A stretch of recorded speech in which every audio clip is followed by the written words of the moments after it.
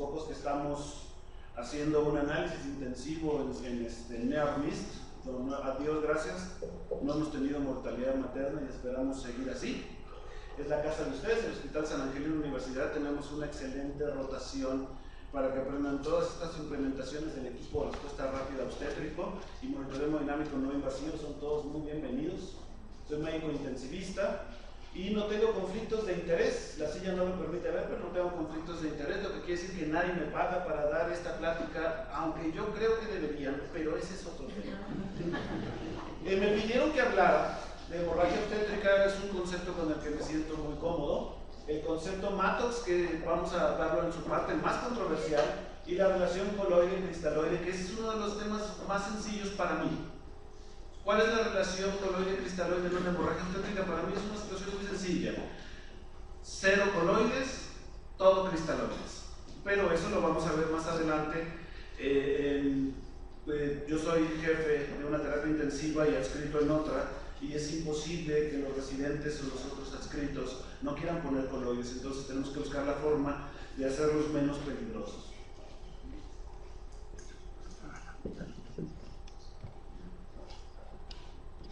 Muy bien, esta es la diapositiva original que me permitió el doctor Mattox presentárselas a ustedes. Platicamos alguna vez, bueno, hemos platicado varias veces, pero la vez donde más hemos platicado fue en San Miguel de Allende, en un congreso de la American College of Surgery, y esta es su presentación original. No les voy a presentar toda, pero quiero que vean las diapositivas. Esta es el doctor en el centro de trauma, y el concepto Mattox es este artículo del New England Journal of Medicine de 1994, donde tenían una alta incidencia de violencia y por alguna razón de disparos de escopeta. Era una situación legal, me platicaba Mattox. Esa arma estaba presentada como de cacería, la famosa escopeta que todos vemos en las películas donde recortan y siguen disparando, y eso hizo que fuera el arma más utilizada en violencia y asaltos en la ciudad donde trabaja el doctor, y le permitió hacer un estudio randomizado, doble ciego, donde se les enseñó a los técnicos de urgencias médicas a no poner volumen a los pacientes. Se les daba el escopetazo en el tórax, exclusivamente escopetazo en el tórax, les ponían una vía sin pasar solución y los llevaban al centro de trauma, a este centro de trauma, versus la otra población donde hacían lo que dice el protocolo de ATLS: 2 vías, 2 litros, vámonos para allá. Y lo que encontró fue una muy importante disminución de la mortalidad en el grupo que no se reanimó. El concepto del doctor Mattox es muy sencillo. Nos dice que durante mucho tiempo hemos estado equivocados tratando de reanimar a una persona que sigue sangrando poniéndole soluciones. Se explicaba que era como el chiste donde una persona ve que su lancha tiene un hoyo y le hace otro hoyo para que se salga el agua. La que sigue, por favor. Nos saltamos una. Entonces, la administración de soluciones en un paciente que está sangrando es una pérdida de recursos y tiempo. Así lo dijo en su plática original. En la nueva plática lo que dice ahora que es una tragedia. La que sigue, por favor. Pero vean esto: si estamos hablando de pacientes de trauma, imaginen ustedes este concepto. Estamos hablando de gente que ha recibido un escopetazo, gente apuñalada, etcétera, etcétera. 90% de todas esas personas no necesitan reanimación. Hace poco tuve que entrar a quirófano a una reanimación de un sangrado obstétrico, y pues me parecía muy lógico el concepto, porque la paciente tenía 110/60 de presión arterial, 90 de frecuencia cardíaca, estaba sangrando de una manera muy considerable, pero tenía las 2 vías canalizadas y tenía litros de solución Harman a chorro. Es muy difícil el concepto decir: es que espera un momento, esta paciente todavía no necesita reanimación, no ha dejado de sangrar. Y es impresionante porque cuando empezó la hemorragia, la paciente tenía 80/60 de presión arterial y el sangrado empezaba a disminuir. Obviamente ya no había presión de perfusión. En ese momento se ponen las 2 vías y se le da una dosis de efedrina. Estábamos en quirófano y la presión sube a 100/60 y la hemorragia se vuelve a iniciar de una manera muy severa. Y para mí ese es el mejor momento para ponerle coloides a una hemorragia obstétrica, porque se van a salir. Pero entonces vean esto, 90% del paciente no necesita reanimación. De hecho, si ustedes ponen 1 litro de solución cristaloide en un paciente que está sangrando, tiene 30% menos probabilidades de formar un coágulo que detenga esa hemorragia. Entonces el concepto es este: por favor, detenga la hemorragia. En la Primera Guerra Mundial, este cirujano fue el primero en decir que podía ser peligroso el pasar soluciones a un cristaloides a un paciente que seguía sangrando. Fíjense, desde 1918 ya sabíamos esto. 1960, los estudios demuestran, no sé por qué no le hicimos caso a estos estudios, 1960 demuestra que una reanimación agresiva incrementa la mortalidad. Y bueno, nuevamente es cuando el doctor Mattox saca este papel clásico de no haga que bote el coágulo.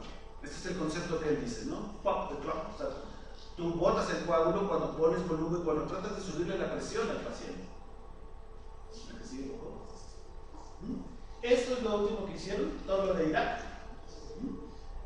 Se disminuyó todas las guerras, desde Crimea, que es la primera gran guerra mundial, un momento histórico muy interesante. Desde Crimea hasta el conflicto de Irak, hasta el 2004, todas las guerras reportaron, cuando se pudo cuantificar de manera correcta, 20% de mortalidad en soldados que llegaban a áreas de reanimación establecidas. Irak fue la primera guerra donde se reportó una disminución de la mortalidad del 12%. Y esto se debió a no pasar soluciones hasta que se detenga la hemorragia. Lo que sigue. Entonces, fíjense, sistólica de 80. A mí realmente me angustiaría tener un paciente enfrente que está sangrando con 80 milímetros de mercurio de presión sistólica, porque toda mi vida me han enseñado que tenemos que subir la presión. Pero tiene toda la razón del mundo. Si aumentamos la presión en un paciente que sigue sangrando, va a aumentar la mortalidad. La que sigue, por favor.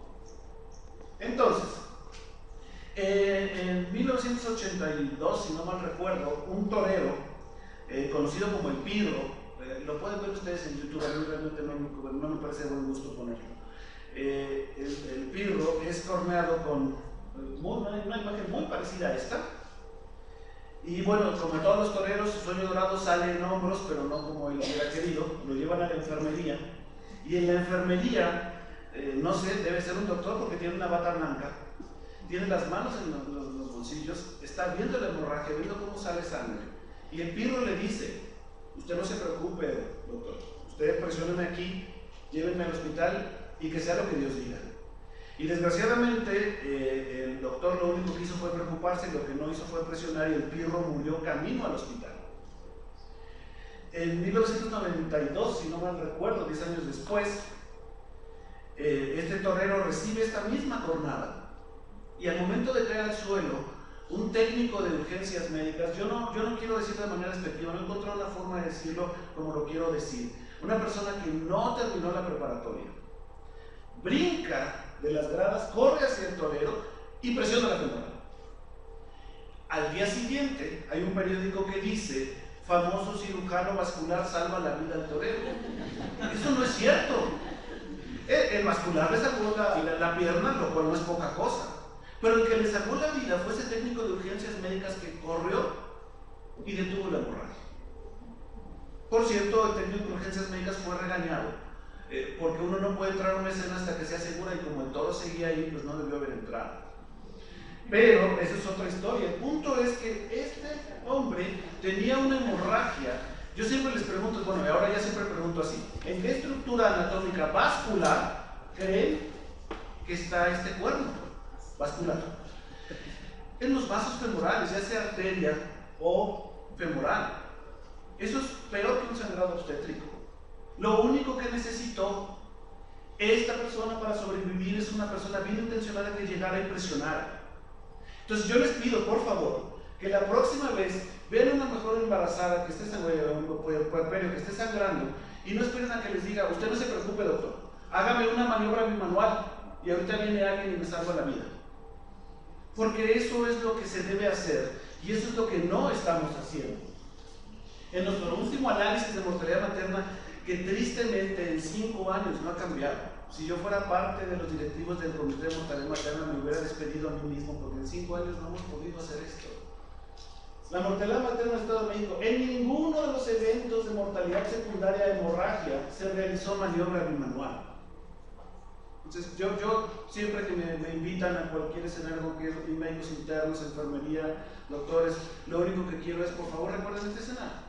Ustedes mismos, la próxima vez que ven una hemorragia obstétrica, piensen que la señora les dice: usted no se preocupe, doctor, hágame una maniobra bimanual. Usted no se preocupe, señorita enfermera, hágame una maniobra bimanual y ahorita viene el obstetra y el anestesiólogo y me salvan la vida.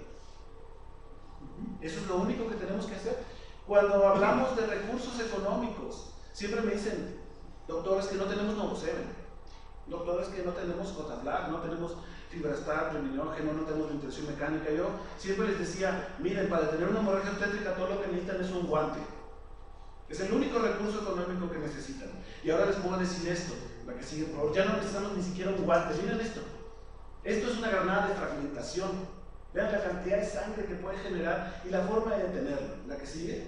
Entonces ustedes localizan la cicatriz umbilical de la paciente, se van hacia el lado izquierdo y presionan con todas sus fuerzas como si su vida dependiera de ello, porque la de la paciente así es. Si están presionando la aorta de forma adecuada, van ustedes con sus dedos a palpar el pulso contralateral. Están presionando a la izquierda, ven el de la derecha, y si aquí no sienten pulso, quiere decir que ya no hay hemorragia obstétrica. Esto es todo lo que se tiene que hacer, presionar. Como este técnico de urgencias médicas, lo que tenemos que hacer es llegar y presionar. En los escenarios de simulación que tenemos en el hospital ABC, en el centro de simulación, todo lo que pedimos, lo único indispensable es: en cuanto ves cómo el maniquí empieza a sangrar, llegas, buscas, presionas y ya vemos qué más cosas podemos hacer. Pero presiona. Es muy triste que todos los médicos creemos que tenemos un bobby, un electrocauterio en los ojos, porque vemos la hemorragia obstétrica y todo lo que hacemos es verla detenidamente. ¿La que sigue? Por favor, detenga el sangrado. Balón de Bakri. En ninguno de los eventos de hemorragia secundaria se realizó un taponamiento uterino con balón de Bakri. En 1999 se llevó a Botsuana un montón, en 2002 se llevó a Botsuana un montón de balones de Bakri y se les enseñó a detener la hemorragia, y la hemorragia obstétrica empezó a descender a la mortalidad por hemorragia obstétrica. Desgraciadamente a alguien se le ocurrió decir que estos balones eran muy caros y al día siguiente se los volaron todos. ¿Qué fue lo que hizo un doctor de Botsuana? La que sigue, por favor. Se dio cuenta que un balón de Bakri no es más que una sonda Nelaton con un condón sujeto en él. Entonces un condón tiene 3 formas de salvarle la vida a una mujer. Primero, no la embarazas. Después, no la infectan. En tercero, no deja que se desangre. O sea, esto es meramente profesional. La que sigue, por favor. ¿Qué estamos haciendo nosotros? Nosotros lo único que pedimos es un guante, una solución fisiológica de 500, un equipo de transfusión, una sonda Nelaton, algo con que sujetar, y lo que estamos haciendo es esto. O sea, yo siempre que vamos de hospital tras hospital que me dicen que no hay recursos, yo volteo a ver y me doy cuenta. A todos los lugares donde voy, hago este kit. Digo: mira, tienes esto. Con esto detienes una hemorragia postparto. Es una mano amiga, la que sigue, por favor. Así es como termina este concepto. Fíjense, esta imagen yo me la encontré en internet. Yo pensaba que era una invención de nosotros, y no, está en todos lados. Entonces, todo lo que necesitamos. El guante está estéril y nos ayuda mucho con eso. Son una Nelaton y 500 mililitros de solución salina, y se detiene el sangrado. Esto se puede hacer en cualquier centro de salud. Cuando hablamos con médicos internos, personal de enfermería que se va a sus centros de salud, todo lo que tienes que llevar es este kit, y con eso detienes la hemorragia obstétrica. ¿La que sigue? Ahora, esto es una historia que nos muestra el malinchismo. Desde hace más de 500 años, las parteras mexicanas, cuando veían un sangrado, lo primero que hacían era poner un rebozo y cerrarlo con todas sus fuerzas sobre la panza de la mamá, y se detenía el sangrado. Tuvieron que llegar hace 6 años los alemanes a decirnos que era muy buena idea poner un traje de polipropileno, como se pronuncia, para comprimir el abdomen de la paciente y que dejara de sangrar. Y a menos que sea un roboso de bolita de Tlaquepaque, pues esta cosa vale como $2,000. Y todos tenemos una sana. Es el mismo concepto de la hemorragia, de una fractura de cadera. Todo lo que tenemos que hacer es comprimir la hemorragia, y la evidencia dice que esto funciona. La que sigue, por favor. ¿Ven? Este metaanálisis, pocas veces vemos un rombo de este lado, lo cual quiere decir que sí funciona. Lo que sigue. En la maniobra de SEA, yo creo que ustedes como ustedes la conocen mucho mejor que yo. La maniobra de SEA en muy poco tiempo se aprende a realizar, y todo lo que necesitan son las dos bajas, dos pinzas curvas, dos pinzas rectas y muchas ganas de salvar vidas. La que sigue, por favor. Ahora, un concepto es que ya dijimos, no tenemos un electrocauterio en los ojos. En cuanto vemos una hemorragia, lo que tenemos que hacer es comprimirla. Tampoco tenemos una pipeta en los ojos. Yo siempre le pregunto a la gente, bueno, ¿cuánto creen que hay aquí? Hagan ustedes sus propias apuestas. No quiero comprometer a nadie. La que sigue, por favor. Pero aquí hay 1 litro de sangre. La lección más importante es que usted siempre va a desestimar el sangrado que tiene una paciente. Punto número 1, usted no quiere meterse en problemas. Yo no quiero meterme en problemas, yo no quiero estar enfrente de una hemorragia obstétrica. Si yo volteo y veo que son 500 mililitros, digo son 400, ya no es una hemorragia obstétrica. Si hay 1 litro, yo digo 500, no es una hemorragia tan grave, porque yo no quiero estar enfrente de una hemorragia grave.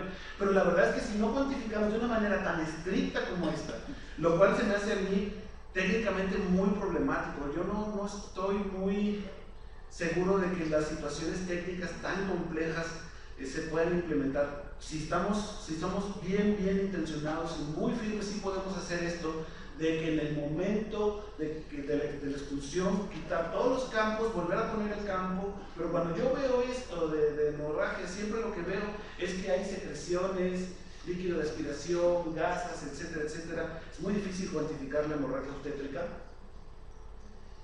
Y bueno, pues esta tabla hay que tenerla en quirófano y hay que tratar de entender qué es. Pero vean esto más importante, este estudio del 2010 en el blog, en BJ.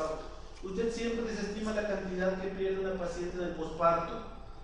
Siempre. Y este desestimar, la que sigue por favor, este desestimar es independiente de si es un médico interno en su primer día de formación o un obstetra con muchos años de entrenamiento. Cuando cuantificamos, la experiencia no sirve. La cuantificación es una decisión matemática, no depende de la experiencia. El subestimar el sangrado es independiente de la experiencia entre médicos internos y especialistas experimentados. La que sigue, por favor. Entonces, este hombre es Michael R. Pinsky. Michael R. Pinsky es la máxima autoridad en fisiología y cuidados intensivos de la actualidad. El doctor es internista, anestesiólogo, intensivista. Tiene 2 doctorados y un doctorado honoris causa. Y todo para decirnos 5 reglas, que son lo único que vale la pena saber de hemodinamia. Y yo me aferro mucho a la primera regla. La taquicardia nunca es buena. Mata el alma y la envenena. ¿Quieren ustedes saber si un sistema de urgencias, una terapia intensiva, está trabajando bien o mal? Es muy sencillo. Volteen a ver los monitores. Si los pacientes no tienen taquicardia, hay de 2 sopas. O están haciendo muy bien su trabajo o están ingresando pacientes sanos. Hay que ver los índices de gravedad del SOFA. Si hay un paciente con taquicardia, tienen que ver qué está haciendo el personal médico y de enfermería. El personal médico y de enfermería está ahí viendo la razón de por qué el paciente tiene taquicardia y haciendo lo mejor para que deje de tener taquicardia. Ese es el lugar donde debemos ser atendidos todos, porque ahí se están haciendo las cosas de manera correcta. Si nadie está viendo que el paciente está taquicárdico o nadie se preocupa porque está taquicárdico, ahí hay un gap muy grave, una ventana de oportunidades muy grave. La taquicardia nunca es buena. Para mí hay dos frases directamente relacionadas a la mortalidad, no solo materna, sino de cualquier paciente. Frase número 1, el paciente así la usa. Eso no es real. En ningún sistema de urgencias la taquicardia nunca es bueno. Nunca hay una razón para que el paciente esté taquicárdico. Si alguien en el auditorio, espero que no, tiene una frecuencia por arriba de 90, tiene 40% más probabilidad de fallecer que todos los que tengan una frecuencia cardíaca de 80 o menos. Y en urgencias es lo mismo. El paciente que tiene taquicardia, tiene fiebre, tiene sepsis, puede tener pancreatitis, puede tener una hemorragia, no sabemos qué, pero el paciente que tiene taquicardia algo tiene. La que sigue, por favor. Vean, pacientes con taquicardia, sin taquicardia, pacientes sin taquicardia, 20% de mortalidad. Pacientes con taquicardia, 40% de mortalidad. La que sigue, por favor. La segunda regla es: la hipotensión siempre es patológica. Frase número 1 les decía, directamente relacionada con la mortalidad, el paciente sí la usa. Eso no está bien. Frase número 2, el paciente está aguantando. Cuando les digan que el paciente está aguantando, imagínense que el paciente toma una piedra de 60 30 kilos y la carga sobre su cabeza. Eso es estar aguantando. En algún momento va a dejar de aguantar. La que sigue, por favor. Cuando un paciente sangra a una velocidad de 25 mililitros minuto, 1500 hora, la hipotensión definida como una sistólica menor de 90 se presenta en 1 hora. La muerte se presentará en 2 horas. Esto es una hemorragia obstétrica clásica. Si esperamos a que el paciente esté hipotensa para empezar a actuar, vamos a actuar muy tarde. ¿La que sigue? Entonces vean, mujeres menores de 43 años, línea negra, que está de aquí abajo. Hipotensión siempre es patológica, es una sistólica menor de 110 en casos de hemorragia. Si una paciente está sangrando, todos los mecanismos fisiológicos van a tratar de detener ese sangrado y uno de ellos es la taquicardia. Si una mujer en puerperio está sangrando, mínimo está asustada porque de pronto ve que todos los médicos y enfermeras están corriendo para todos lados, o tiene dolor. Todos esos mecanismos aumentan la presión sistólica. Si ustedes toman esa presión sistólica que se está sangrando en los primeros minutos, tiene 120 de presión arterial, entre el dolor, el miedo y otras circunstancias. 110 es el límite. Después de 110, vean cómo se empieza exponencialmente a aumentar la mortalidad. La que sigue, por favor. Otra cosa es que tenemos que tomar lactato. Miren, este paciente, esto es todos los tipos de choque, están aquí, en esta línea. Esto es el peor choque que podemos ver en unidades de cuidados intensivos, la disoxia, el choque vasodilatado, etcétera, etcétera. Este paciente nunca tuvo lactato elevado. Este paciente nunca estuvo hipotenso, pero siempre permaneció con el lactato elevado. Tiene casi la misma mortalidad que el paciente con choque vasodilatado o disoxia. No lo puedo demostrar, es una teoría mía. Yo creo que estos se mueren igual. Este porque está muy tarde, ya la mitocondria no funciona, etcétera, etcétera. Pero este que tenía muchas oportunidades porque nunca estuvo hipotenso, es porque nadie lo reanimó, porque no estaba hipotenso, pero tenía lactato elevado. Entonces, ¿qué tenemos que hacer? La menor duda de qué está pasando con una paciente, la paciente tiene taquicardia, hay que medir lactato. ¿La que sigue? Entonces, Jan Bachler, otro gran intensivista, lo que dijo es esto: no tome vitales, tome lactato.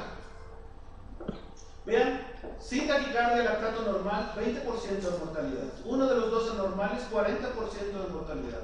Los dos anormales, 60% de mortalidad. Si yo tuviera que elegir un solo monitoreo entre las muchas cosas que hay, pico, lítico, ultrasonido, bla, bla, bla, para definir qué es lo que necesitas indispensable en tu unidad, yo diría que lactato. La que sigue.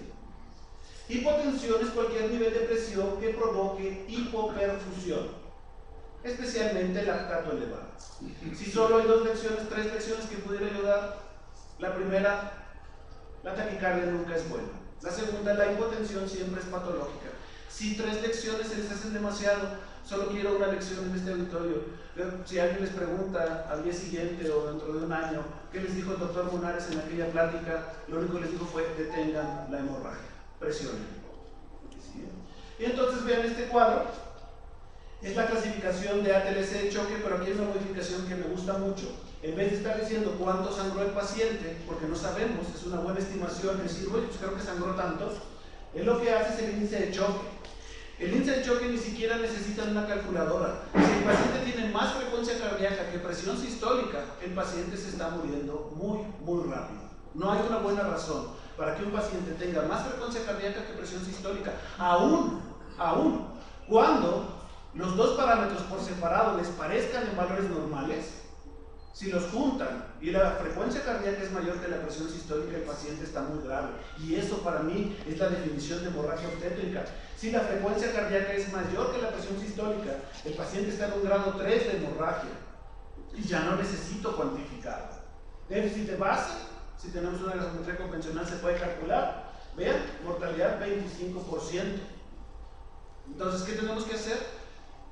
Ver el índice de choque. En cualquier circunstancia, en el primer trimestre el índice de choque ha ayudado a identificar de manera temprana embarazos ectópicos. En el último trimestre del embarazo ha ayudado a diagnosticar hemorragia. Si la frecuencia cardíaca es mayor que la presión sistólica, algo está muy mal. Vean, esto es una escala de SOFA modificada, donde ahora utilizan el índice de choque y no una presión sistólica aislada, y el lactato, y vean cómo tiene una mayor definición sobre mortalidad aún en pacientes embarazadas. ¿La que sigue? Esto es una maravilla que implementamos en el hospital. No sé por qué le pusieron APGAR, porque se puede confundir. O sea, de pronto es una mujer de 24 años y yo le pregunto al residente, ¿y ya le calculaste el APGAR? Y obviamente pues es un APGAR quirúrgico, no sé por qué se llama así lo determinó los autores. Cuantifican la pérdida sanguínea en quirófano, lo cual es un poquito más fácil de realizar, la presión arterial media más baja y la frecuencia cardíaca más baja. En base a eso hacemos una escala. Si el paciente está con más de 7 puntos, está en un estatus verde y puede ir a un piso de hospitalización normal. Si el paciente está en estatus amarillo, vamos a valorarlo en el área de recuperación para ver cuál es la gravedad. Si el paciente está en estatus rojo, solicitamos que la recuperación sea en el área de terapia intermedia, y esto nos ha permitido disminuir los ingresos no planeados. La situación que pasaba en mi hospital era que todo el mundo quería subir a su paciente a piso. ¿Para qué quieran? Nadie está a salvo cerca de un intensivista. Y los costos se incrementan. Lo que pasaba es que ya cuando veían que estaba muy grave, pues ahora sí ya la bajaban a terapia intermedia y ya había un retraso de horas en el tratamiento. Gracias a esto no hay retraso de horas y ya les podemos enseñar a los tratantes, mira, vamos a dejarla 12 horas en la terapia intermedia y después se va a ir a hospitalización normal. Eso es mucho más barato que los 8 o 10 días que una paciente pasa en terapia intermedia, a veces intensiva, por el retraso en horas de tratar a una paciente en hospitalización cuando debió haber estado desde quirófano en un área de terapia intermedia por lo menos. La que sigue, por favor. Entonces esto es lo que nosotros hacíamos antes. El paciente tiene una respuesta verbal no orientada, pulso radial no fácilmente palpable, presencia de taquipnea. Esto es lo que se busca en cualquier tipo de hemorragia. Lo que hicieron en Irak, que disminuyó la mortalidad, fue olvidarse del estetoscopio. Para empezar, imagínense, estaban en una guerra, había bombas por todos lados, etcétera, etcétera. Lo único que hacían era preguntarle al soldado su matrícula. ¿Por qué? Porque eso es un número que tiene que responder todos los días. Si yo le pregunto a mi amigo cuál fue el 6º presidente de México, no sabe, está desorientado. Entonces, si yo le pregunto a alguien su nombre, es muy probable que lo diga. Eso es estar orientado. Si está orientado, es suficiente perfusión. Si el pulso radial es fácilmente palpable, el paciente tiene mínimo una perfusión adecuada y me puede esperar un poco. Si no tiene taquipnea o taquicardia, me puede esperar un poco. Entonces, imagínense, el doctor en Irak lo que describía es que tenía 30 pacientes en hilera para valorarlos. Lo queremos contratar para el Seguro Social. Y entonces él lo que hacía era, la clasificación es de esta forma: matrícula, es decir, le preguntaba si estaba orientado, pulso radial fácilmente palpable, los 2 positivos de este lado y los puede esperar. Así iba por los 30 y regresaba con los que habían quedado ahí. Esos son los que atendía primero. Bueno, yo trabajé en el López Mateos aquí mismo. Esta era la situación, o sea, llegábamos y lo primero que hacíamos era nombre, pulso, nombre, pulso, nombre, pulso. Al que no respondía, a ese atendíamos primero. Y entonces se acaban las situaciones de donde la hilera, el penúltimo, era el que había que ver primero. Si el índice de choque es más de 0.9 o el déficit de base es de menos de -6, este es el punto más importante de todos: presión, tratamiento no quirúrgico de la hemorragia obstétrica. Cuando me pidieron que hiciera un análisis de por qué se morían las mujeres de hemorragia obstétrica en el Estado de México, después de muchos años de estar en estas situaciones y analizar casos y casos, yo nunca he visto un doctor, un enfermero, un administrativo que se levante diciendo, yo tengo tantas ganas de matar a una paciente obstétrica el día de hoy. Todos son buenas personas. Yo nunca he visto a alguien que no le interese salvar la vida de otra persona. ¿Qué es lo que pasa? ¿Saben cuál es la principal causa por qué una paciente se muere de hemorragia obstétrica? Se muere porque nosotros no creemos que somos capaces de salvarla. Cuando ven a alguien sangrando, yo lo he visto en escenarios en la vida real, y lo he visto en muchos papeles documentales donde dicen, se murió porque no había anestesiólogo en esa guardia, se murió porque no había cirujano en esa guardia, se murió porque no había obstetra. Toda la gente que estaba ahí no creía que ellos pudieran salvar a la paciente embarazada. Es como el médico que atendió al Pirro. Ese médico no sabía lo que tenía que hacer, luego entonces no creía que pudiera salvar. Él estaba pensando, solo un cirujano vascular en un quirófano le va a salvar la vida a ese paciente, y por eso murió el Pirro. Sí, el otro técnico de urgencias médicas, 10 años después, él sabía lo que había que hacer y sabía que él podía salvar a la paciente embarazada, al torero, y por eso llegó y presionó. ¿Por qué se muere la paciente obstétrica? Porque no les hemos enseñado a nuestros internos, no les hemos enseñado a nuestras enfermeras que no se necesita un quirófano, no se necesita un cirujano para salvar a una obstetra. Todo lo que necesitan son ustedes y sus manos. Yo siempre les digo a los médicos internos, cuando hacemos esta plática todos los años, damos una plática para que se vayan a servicios sociales, y miren sus manos, es todo lo que necesitan. Si ustedes creen que pueden detener un sangrado obstétrico, la próxima vez que vean uno, lo primero que van a hacer es ir y hacer una maniobra bimanual, ir o presionar la aorta. Esa maniobra de presionar la aorta es fundamental. Yo tengo un estudio que espero próximamente me rechacen de otra revista, porque ya llevo 4, no lo quieren publicar.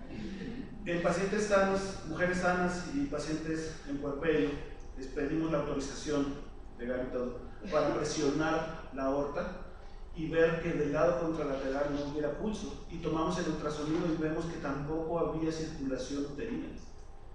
Todo lo que tienen que hacer es llegar y presionar. Y ahora que ustedes saben qué es lo que hay que hacer para salvar a una paciente obstétrica, lo van a hacer, y lo más importante, lo van a enseñar. Detengan el sangrado, todo lo demás es vanidad. La que sigue. Perdón, todavía no termino. Me emociona con esta parte. La que sigue.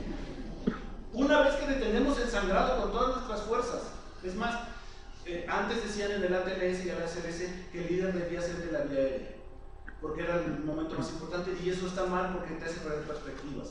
El líder es el que lleva, y no son ustedes muy jóvenes para saber quién era Don Gato y su pandilla. A lo mejor lo pueden ver en algún lado cuando Don Gato hacía el tan, iban llegando de uno en uno. Así llega mi equipo de código Mater a mi hospital, y el primero que llega presiona la aorta. Y si no lo hace, lo corre. Bueno, lo mando a capacitar, no puedo correr.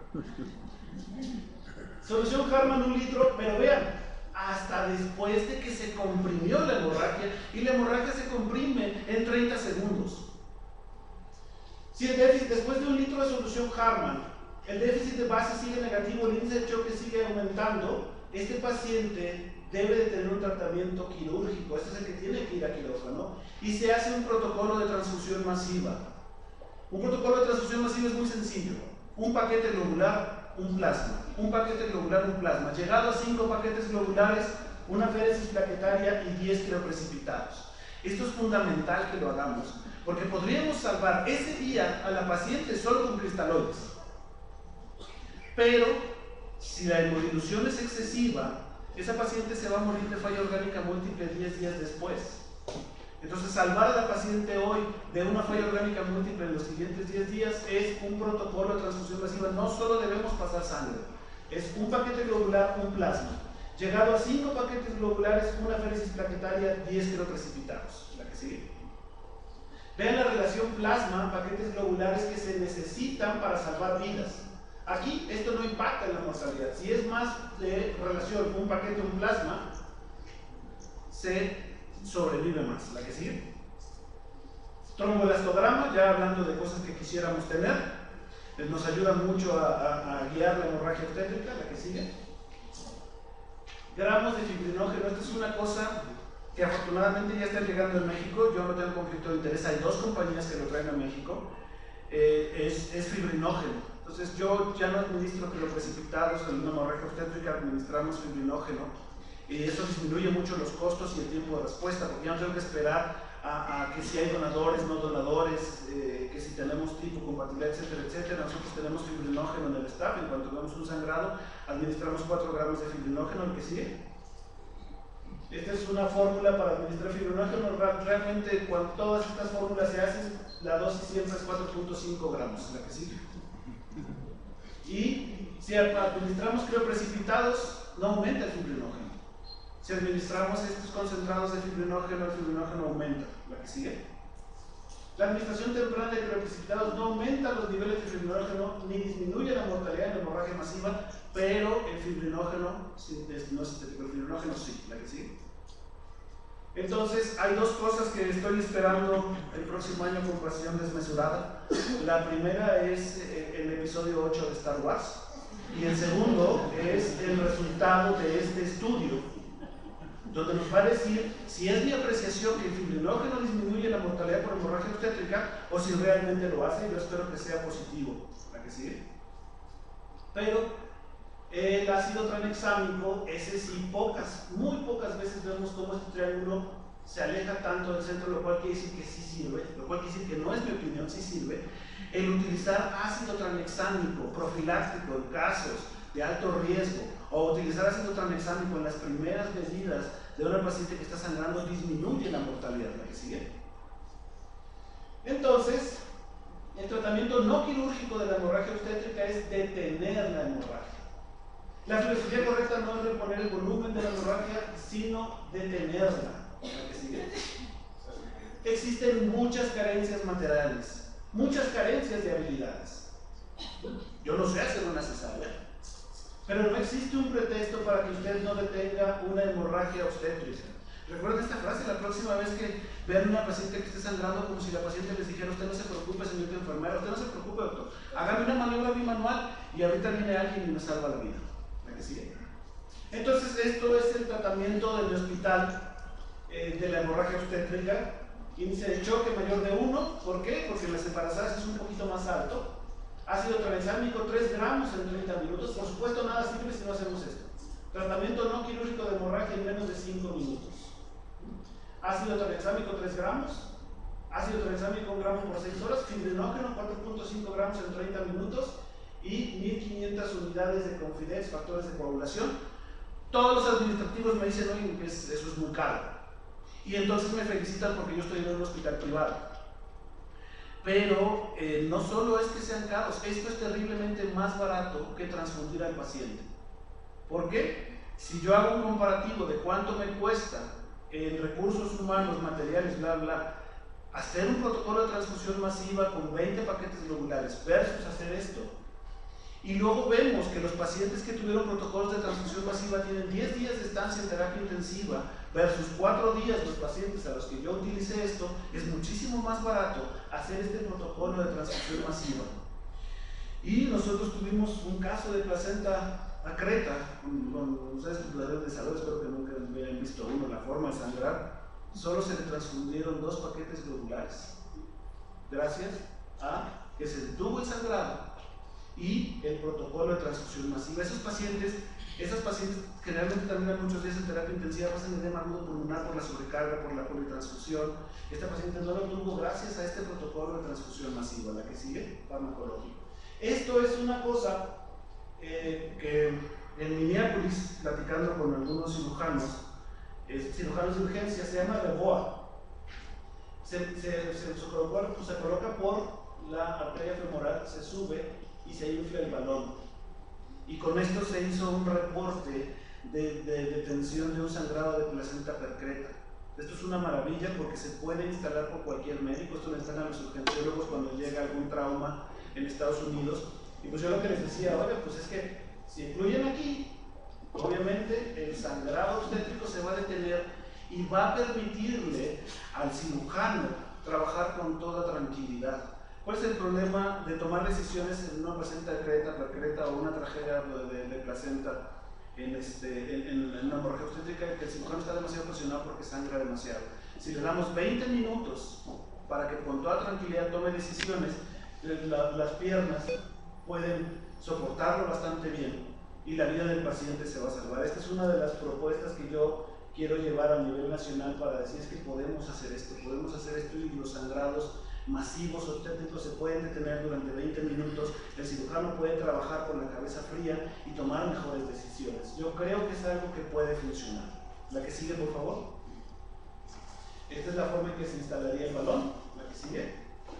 Y esto es un gel que se inventó por los militares. Es una pistola que a través de la cicatriz umbilical, supongamos que hay una hemorragia intraperitoneal por alguna herida de arma de fuego en un abdomen cerrado, el médico, el paramédico en escena toma esta pistola y por el ombligo dispara un gel y el gel se expande completamente en la cavidad abdominal del paciente, o retroperitoneal se expande y entonces, por ejemplo, digamos que el vaso está sangrando, toman el gel, disparan y el gel se expande y entonces comprimen el vaso y el paciente no se muere desangrado. Y yo cuando vi esto le pregunté al doctor Mattox, él fue el que me lo enseñó. Le dije, oiga doctor, pero esto lo podemos poner en el útero. A mí se me hace que esta pistola podemos introducirla en el útero, disparar este gel y se acabó el sangrado. Todos los empaquetamientos que yo conozco, tanto en literatura como en la vida real que yo veo de un sangrado obstétrico, todos no son nada eficientes, distan mucho de ser el ideal. Yo creo que esto sería el mecanismo ideal para frenar o para empaquetar en quirófano a una paciente obstétrica, o más importante, esto se puede hacer en el extrahospitalario o en el área de urgencia, tomar la pistola y como un balón de Backel, tomas la pistola, inyectas, inmediatamente esto se llena en la cavidad, se acaba el sangrado. Si esto es capaz de hacer que un paciente no se desangre por una lesión esplénica completamente destrozada, yo creo que puede tener una hemorragia obstétrica. Yo espero que pronto podamos hacer algún protocolo para demostrar esta teoría. La que sigue, por favor. Bueno, esto también me lo encontré en internet, que siempre ando buscando qué hay más sobre hemorragia obstétrica. La frase me gustó mucho. La que sigue, por favor. Hemorragia obstétrica es una bonita forma de decir que nosotros dejamos que las mujeres se desangren hasta morir. ¿Cuál es la principal razón por la que nosotros dejamos que las mujeres se desangren hasta morir? Es porque hasta el día de hoy no creíamos que nosotros, ustedes, cada uno de ustedes, pudieran salvar a una paciente obstétrica. Y ahora ya lo saben. En cuanto vean el sangrado, lo único que tienen que hacer es frenarlo. Y ya luego vendrá alguien más a salvarle la vida y llevarse el crédito. Pero ustedes presionar la hemorragia obstétrica, eso es todo lo que se necesita para que no haya mortalidad en México por hemorragia obstétrica. Ahora lo saben y espero que se lo cuenten a todo el mundo. Muchas gracias por su atención y ojalá que haya muchas preguntas.